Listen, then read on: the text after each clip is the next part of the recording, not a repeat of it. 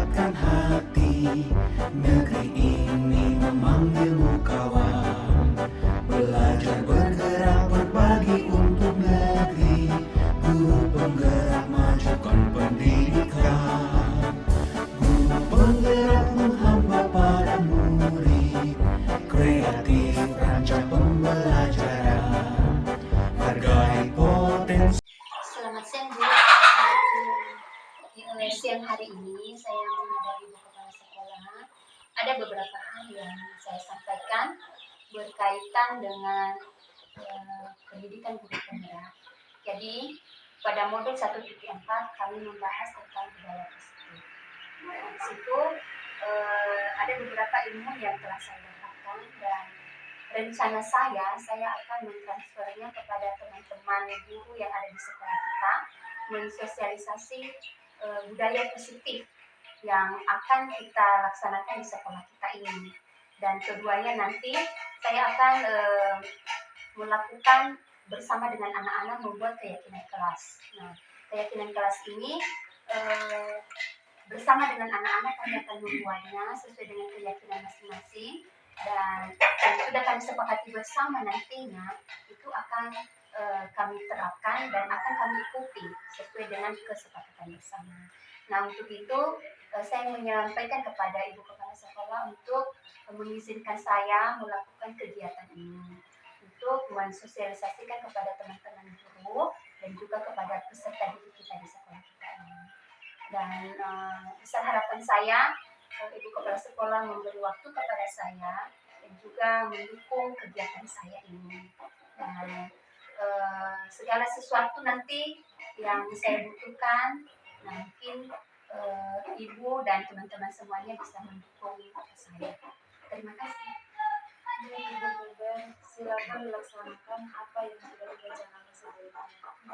Memang budaya positif itu sangat penting kita laksanakan di sekolah kita, khususnya pada sosial teknologi terpadu, dan begitu juga keyakinan kelas untuk membiasakan anak mengikuti kesepakatan bersama sesuai dengan keyakinan kelas yang telah dibuat. Semangat Ibu Feber dan jadilah teladan. Terima kasih Bu. Sama-sama. Dan lanjut Bu, rencana besok saya akan melaksanakan kegiatan ini. Jadi saya minta izin sebelumnya untuk besok saya bisa melakukan rencana yang telah saya rencanakannya. Baik, silakan dilaksanakan besok.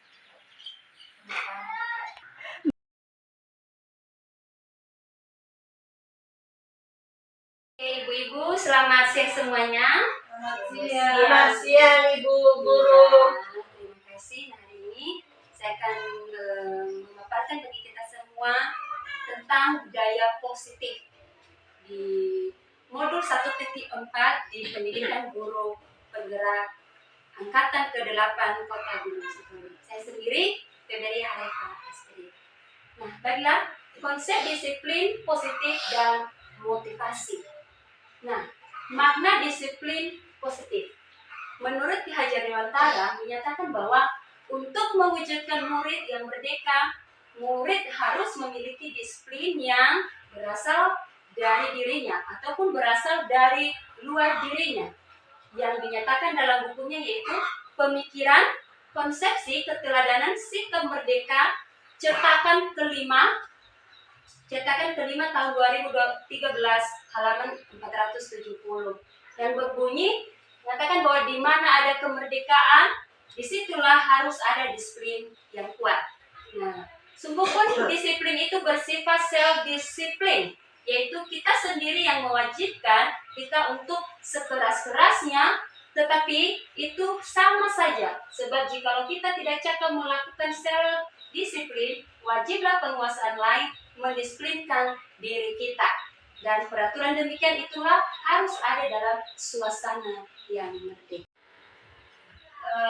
Nah, tentang disiplin ini juga kita harus terapkan di dalam kegiatan kita sehari-hari, terlebih-lebih saat kita mengajar anak-anak kita. Saya baca sendiri ibu-ibu bahwa dari dua pendapat di atas dapat disimpulkan bahwa murid yang memiliki disiplin positif akan memiliki motivasi internal yang tinggi dalam menguasai diri untuk melakukan tindakan yang sesuai dengan nilai-nilai kebajikan universal. Disiplin positif yang baik, dia akan bisa mengontrol dirinya lebih baik. Seterusnya, lanjut. Oke, kedua yaitu motivasi perilaku manusia. Menurut Gosen dalam bukunya, bahwa menyatakan ada 3 alasan motivasi perilaku manusia. Yaitu pertama, untuk menghindari ketidaknyamanan dan hukuman. Kedua, untuk mendapatkan imbalan atau penghargaan dari orang lain. Ketiga, untuk menjadi orang yang mereka inginkan dan menghargai diri sendiri dengan nilai-nilai yang mereka percaya. Oke.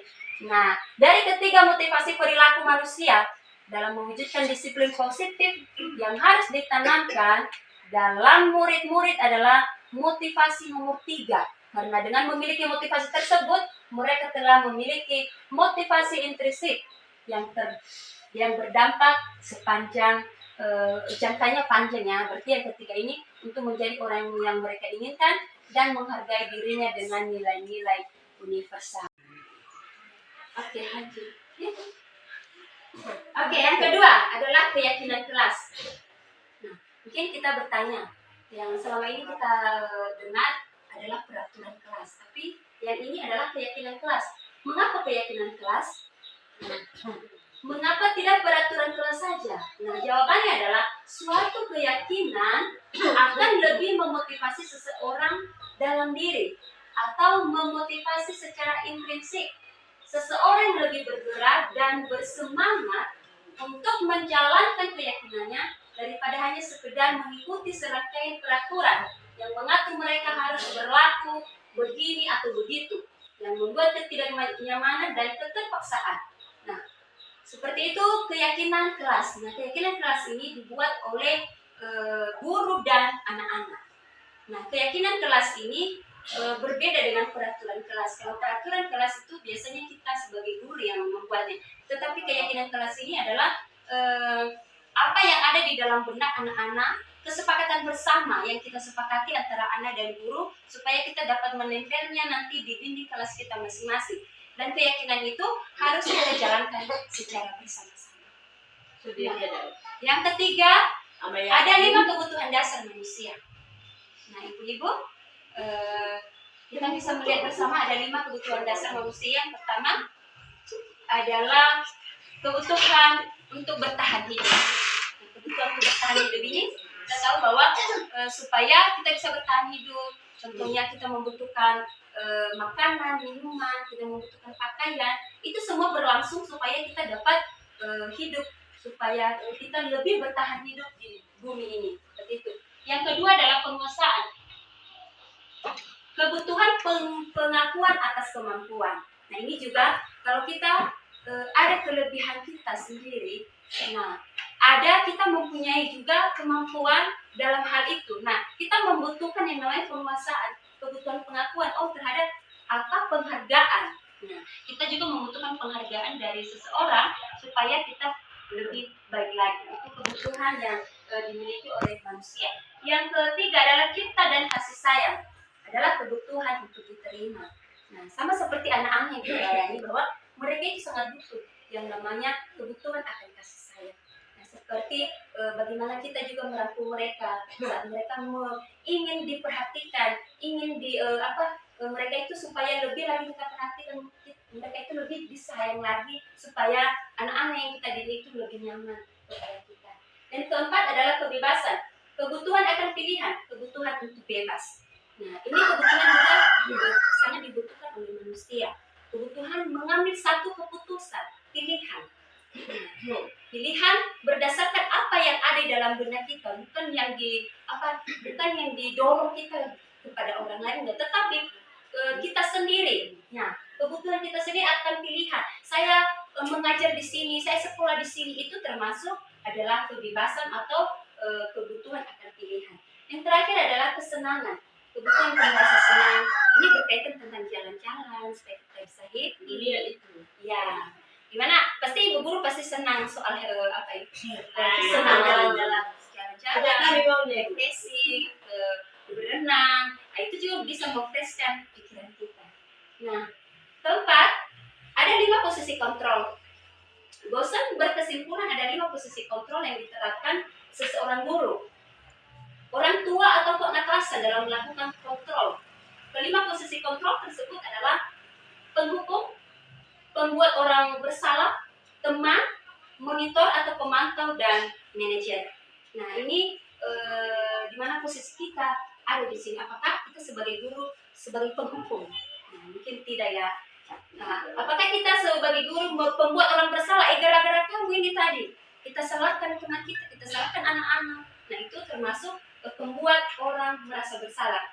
Sebagai teman, apakah kita juga sebagai guru kita memposisikan anak-anak itu sebagai teman, sebagai monitor, pemantau, dan manajer.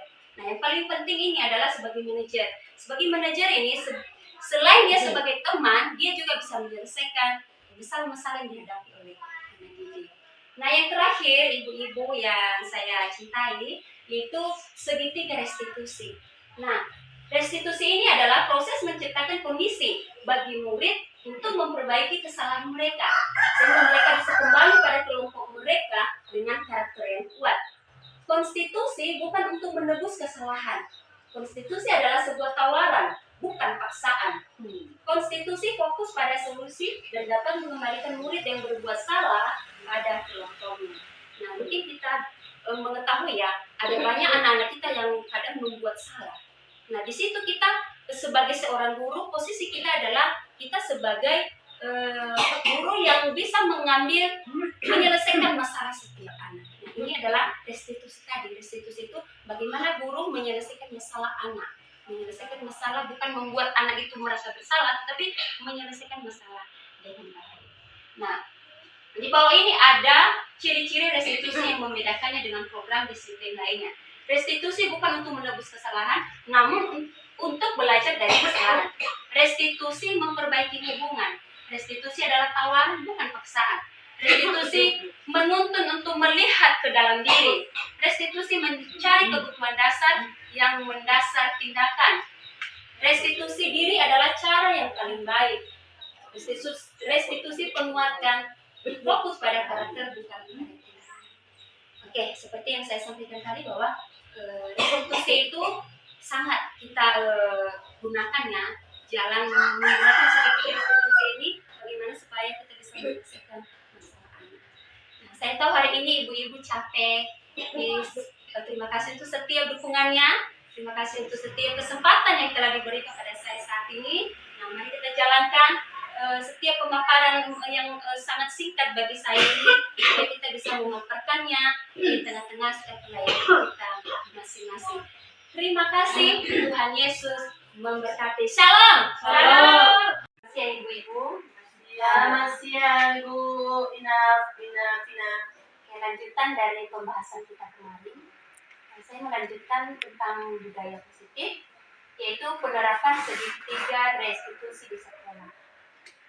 Nah, pengertian restitusi. Restitusi adalah proses menciptakan kondisi bagi murid untuk memperbaiki kesalahan mereka, sehingga mereka bisa kembali pada kelompok mereka dengan karakter yang kuat. Konstitusi bukan untuk menebus kesalahan. Konstitusi adalah sebuah tawaran, bukan paksaan. Konstitusi fokus pada solusi dan dapat mengembalikan murid yang berbuat salah pada kelompoknya. Nah, di sini di dalam kita menyelesaikan masalah kepada anak didik kita bisa menggunakan segitiga restitusi. Yang pertama yaitu menstabilkan identitas, validasi tindakan yang salah, dan menanyakan keyakinan. Ini segitiga restitusi yang sudah saya buat. Nah, di sini saya sudah mengambil contoh praktek penerapan segitiga restitusi kepada siswa. Nah, ada kasus yang saya ambil di sini yaitu mengambil mainan teman saat main. Rilin adalah anak murid kelas B TK swasta Kristen yang terpadu. Saat bermain di sentra main peran, Rilin mengambil mainan temannya tanpa permisi. Rilin mengambil mainan temannya dan membawanya di tempat mainannya. Mungkin kita bisa saksikan sebentar hasil diskusi Rilin dengan saya.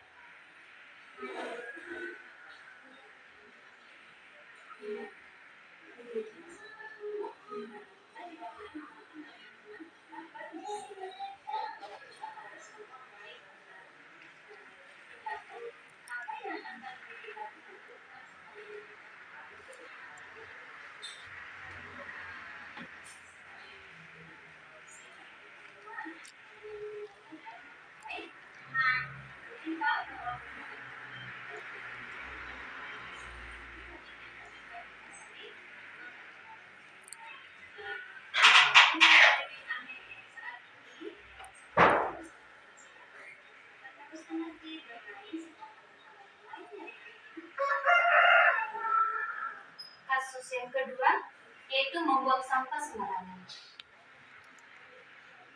Davan adalah murid kelas B TK Swasta Kristen yang terpadu. Davan terlihat membuang sampah sembarangan saat bermain bersama teman-teman. Nah, ini segitiga restitusi yang bisa diambil dalam menyelesaikan masalah anak.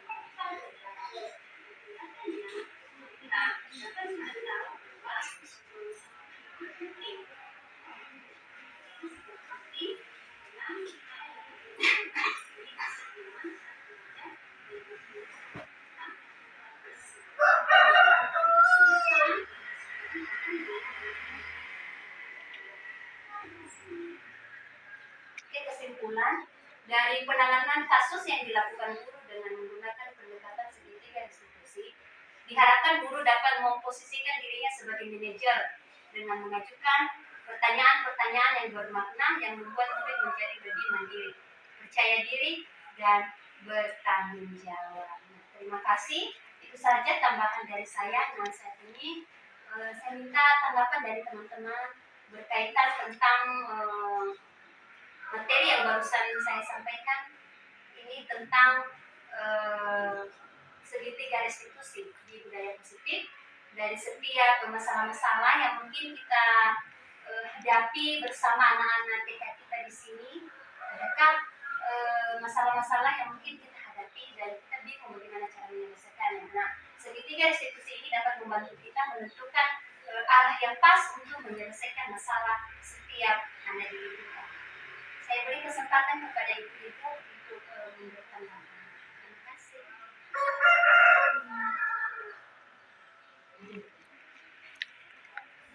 Tentang budaya positif tadi.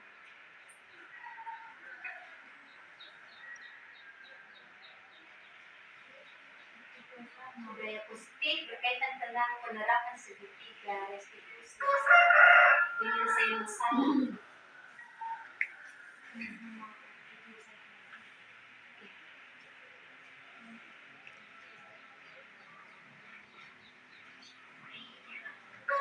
Ini apa masalah-masalah yang kita hadapi di sini? Mungkin lewat kasus yang kita dapatkan kepada anak-anak. Nah, kita jangan langsung mencapnya gara-gara itu enggak, tapi kita mencari tahu kenapa dia bisa melakukan itu. Tentunya dia terlambat. Kita harus menggunakan segitiga restitusi tadi, menggunakan bahwa kita harus bertanya dulu mengapa dia terlambat, apa alasannya, tindakan yang dilakukan itu sudah pas sesuai keyakinan kelas atau belum. Nah, itu cara menyelesaikan masalah supaya anak-anak itu tidak dipojokkan. Ada masukan tambahan dari ibu-ibu atau berkaitan tentang pelajaran kemarin yang sudah kita bahas tentang budaya positif, tentang hukuman kepada anak, tentang merasa bersalah,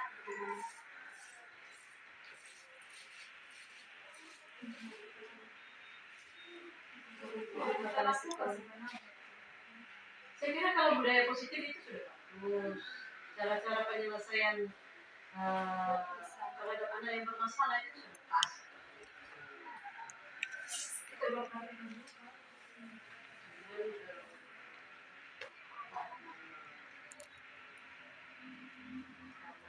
juga tidak ke kantor, seharusnya itu Menyelesaikan masalahnya. menyelesaikan masalahnya di tempat khusus. Tidak boleh di depan-depan teman-teman.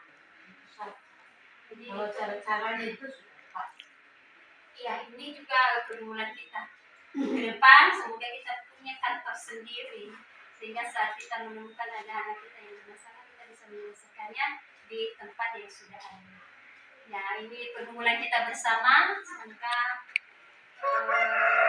harapan-harapan kita di sekolah kita ini semoga lebih baik lagi. Ada dari ibu-ibu tambahan dari ibu kepala sekolah.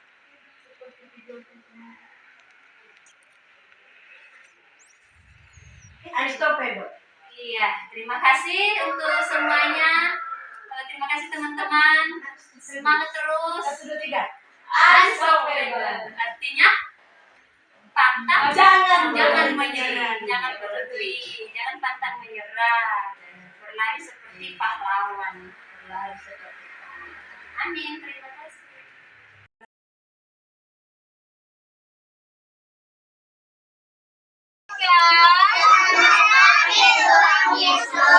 Selamat pagi, Miss. Selamat pagi, teman-teman.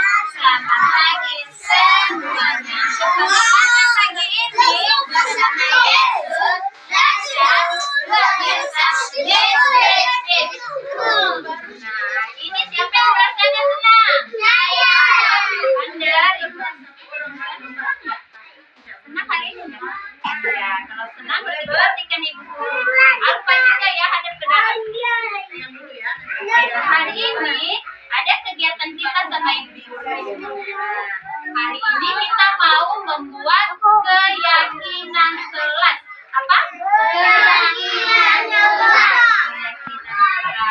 Nah, menurut anak-anak semua, apa saja ya yang termasuk keyakinan kelas kita? Apa contohnya? Contohnya membuang sampah pada tempatnya. Apa lagi? Apa contoh-contohnya? Kalau kita bermain bagaimana? Mana teman-teman yang lain? Kelas B? Kalau kita bermain bagaimana kesepakatan kita? Iya, harus hati-hati. Terus apa lagi? Kalau ada sampah kita di mana kita kasih? Tempat sampah. Membuang sampah pada tempat. Iya. Terus kita semua harus berteman. Kan tidak boleh kita saling memukul. Kita saling menghargai teman. Apa lagi? Apa lagi menurut anak-anak? Keyakinan kelas kita. Belum. Kalau kita mengambil mainan, di mana kita kembalikan? Di tempatnya. Kita kembalikan pada tempatnya. Terus kalau kita berbahasa kepada teman-teman kita, bahasa apa yang kita sampaikan? Bahasa Indonesia, bahasa yang sopan, ya kan? Bahasa yang sopan, tidak boleh kita memaki. Nah, nanti ada kegiatan kita sama ibu guru. Iya, yang dulu rapi. Kita nanti tempel di sini keyakinan kelas kita apa saja ya. Nah, hari kita juga mandiri. Apa mandiri sayang? Mandiri itu contohnya. Ya, kalau di rumah kita mandi sendiri. Kalau di sekolah bagaimana? Kalau sepatu kita bagaimana? Kita pasang sepatu sendiri. Nah, nanti ibu bagikan kertas ini. Nah, anak-anak nanti menulis apa saja keyakinan kelas kita. Boleh mandiri, bertanggung jawab. Nah, bisa seperti itu ya. Terus, siapa di sini yang sudah bisa menulis dulu? Nah, nanti bisa dibantu ibu guru ya. Oke, nanti kita menulis sama-sama. Ibu kasih ini dulu satu ya.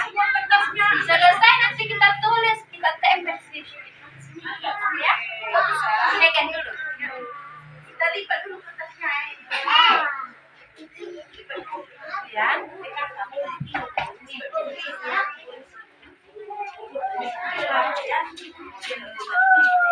Penulis siapa saja?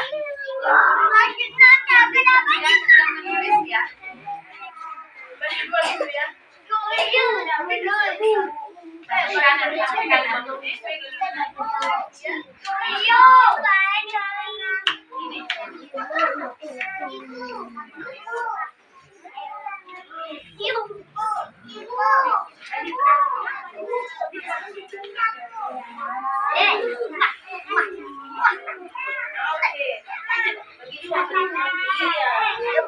Ya nanti tunggu ya, dipegang aja dulu ya tangan kanan.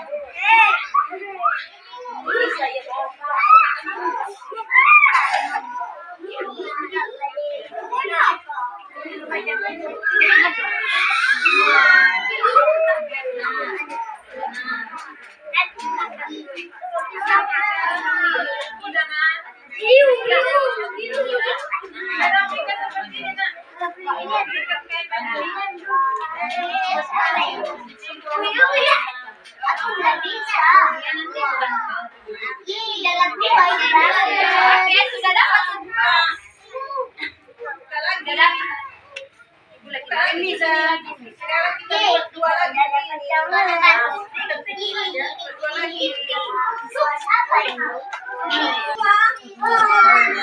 Oke, semua kertasnya sudah ditulis.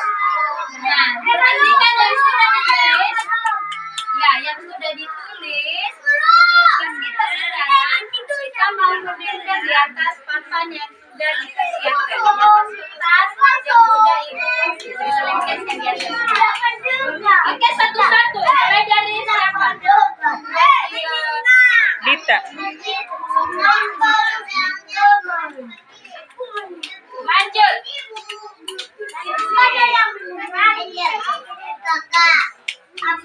Yang sudah ditulis ya.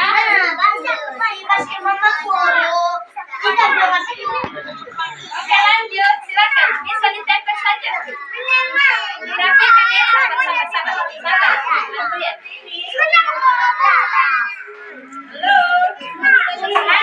Siapa yang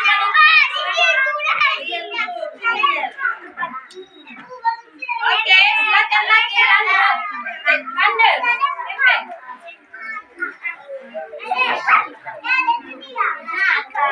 Oke, ada lagi. Silakan. Kenji. Sama aku. Yang bilang sama Aku susah selesai. Aku udah selesai. Ayo, siapa lagi? Oke, lanjut.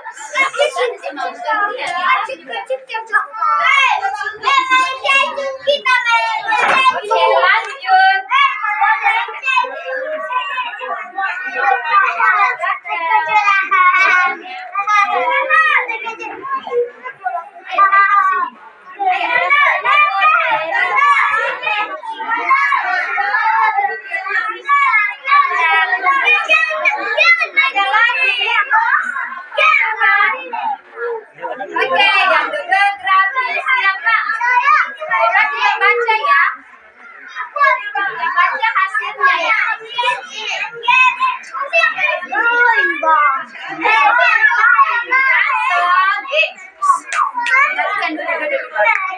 Janson,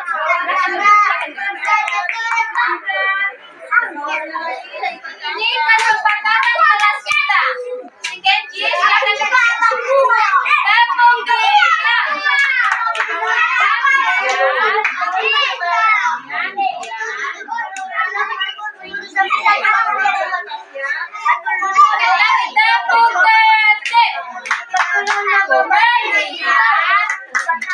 Mendengar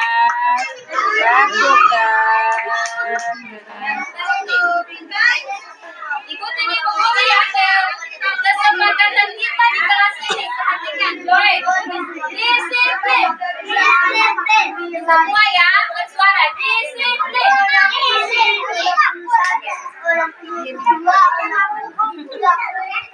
Kedua, jujur. Ada suara jujur. Ketiga, bertanggung jawab. Keempat, menjaga Permisi, Fes. Tulis ya. Kelima, saling menghormati. Keenam, membuang sampah pada tempatnya. Tujuh, tersenyum.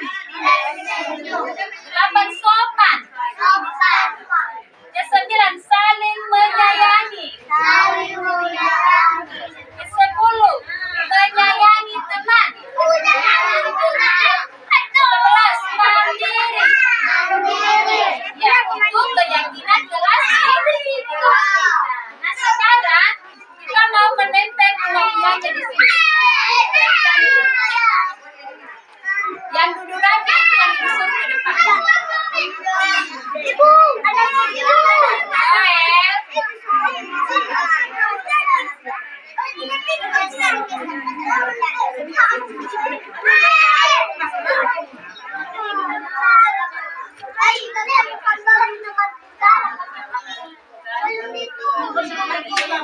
Siapa yang duduk rapi bisa bantu ibu guru tempel di atasnya. Silakan duduk.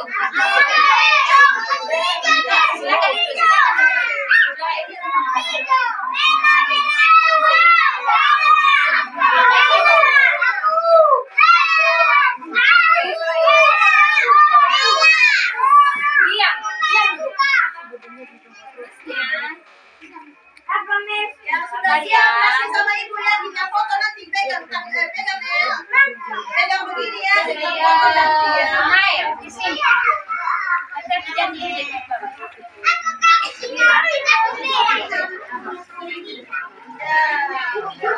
Oke, silakan duduk. Boleh, yang sudah siap duduk.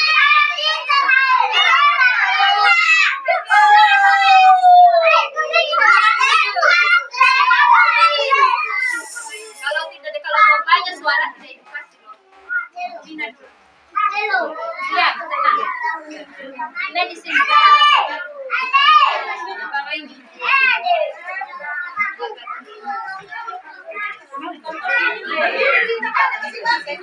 Ini lagi ya. Yang mau ibu yang angkat.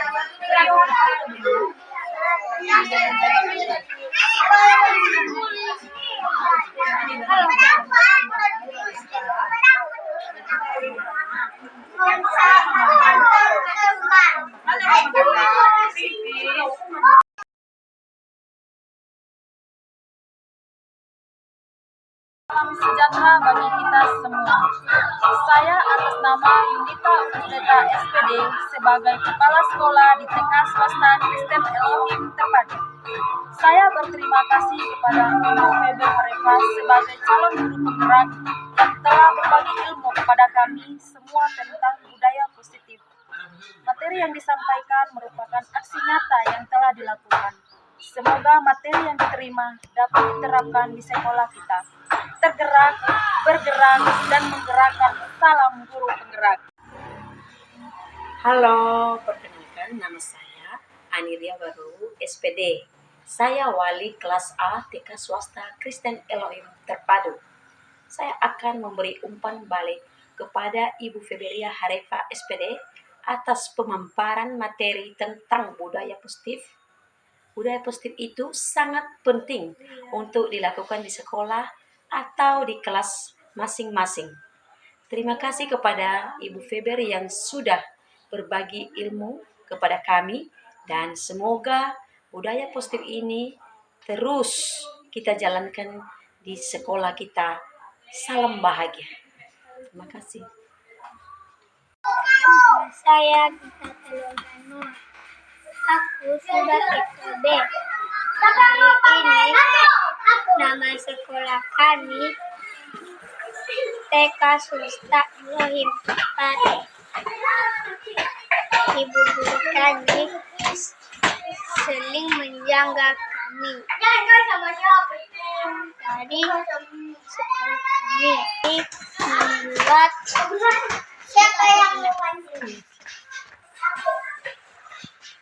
ini kami membuat keyakinan orang. Ibu guru kami sering menjaga kami kami di sekolah. Hanya itu yang kami serahkan pada ibu PB kami. Terima kasih.